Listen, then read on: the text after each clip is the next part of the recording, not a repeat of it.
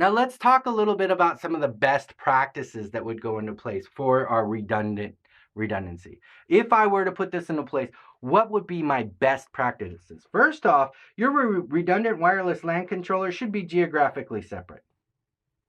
Just in case something happens within your environment, we should have this outside. You see here how it's outside? We should have that one the redundant one. These are the N. This is required. This is the +1. We should have that outside of our environment. We should configure our high availability parameters to match high availability. So we should configure this the best we can. So our 30-second default, that should be our default, but we should look to lower that if possible. But remember, when we do that, that becomes chatty. Chatty protocol. So make sure you're aware of the cost of setting it lower. Set it as low as you can. Remember, we can fine tune it. Also, set your AP priorities. Mission critical should be set at what? Critical or 4. If it's low priority, everything's a 1 out of the box, which is low priority. Make sure you're aware of that. Last but not least, understand this. There is a HASKU setting. HA, high availability SKU setting. This is available for the 5508, the 7500, the 8500 series, and the 2500 series controllers.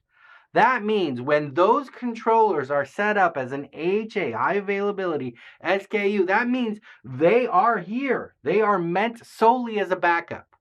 And what Cisco allows you to do, which is pretty cool in my opinion, which allows you to buy a minimum level of licensing. So I can buy the minimum level of licensing, let's say for a 5508, right here, which is 50. I'm going to buy a 50 AP license. But let's say out here, I'm supporting 500 APs. Now for a 5508, I can buy a 500 AP license. That's not a problem.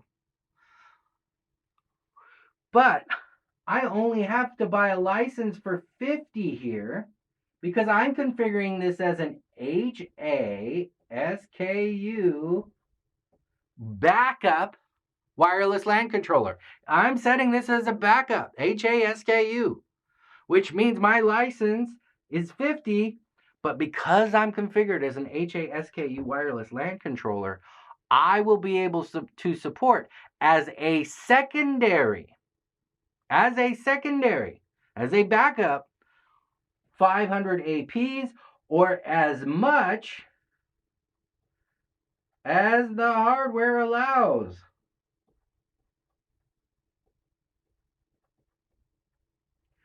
So you can save money on licensing and still be fully backed up. So they're not requiring you to purchase the AP licensing for all the APs in your environment. If you are setting it up as an HASKU wireless LAN controller, which means completely as a backup, it doesn't handle any live APs. It is a secondary for every single one of these APs out there, not the primary. It can handle a backup of up to 500 APs. So meaning if there's a failure here in this level, this wireless LAN controller could take over the slack or take over for the rest of them. That is considered a best practice as well. Sorry about all the scribbles, but hopefully you were able to make sense out of my hieroglyphics there. I get excited sometimes.